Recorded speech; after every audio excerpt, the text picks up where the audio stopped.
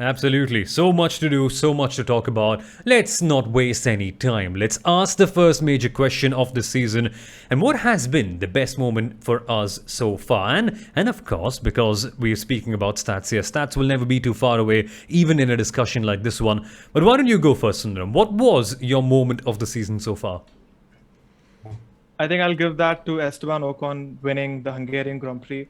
It's also from a feel-good factor, having a new race winner on the grid. So due to which now we have 11 race winners on the 2021 grid, which is the most we've ever had since the 2012 season. Now we all know the 2012 season for being a very iconic season, for having many different race winners.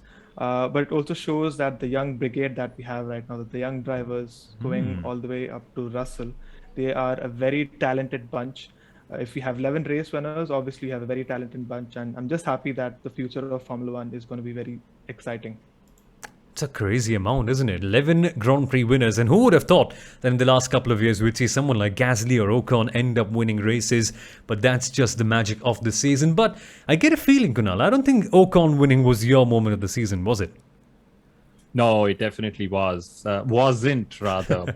And I'm sure Sundaram somewhere deep inside, given all the Alonso in the background, was like, I wish it was Fernando Alonso scoring a win. Maybe Formula One wishes it was Fernando Alonso scoring the win. He played a great role in the victory, but Alonso winning would have been even more epic. Taking nothing away from Esteban, I'm sorry, I don't mean to do that, but what a great stat. 11 out of 20 drivers racing have won a race, which is over 50% of the racing grid, and that's I think phenomenal in every way. And my moment, Soumil, has to be Silverstone, has to be Cops. I don't need to say any more. We've discussed it, we've dissected it.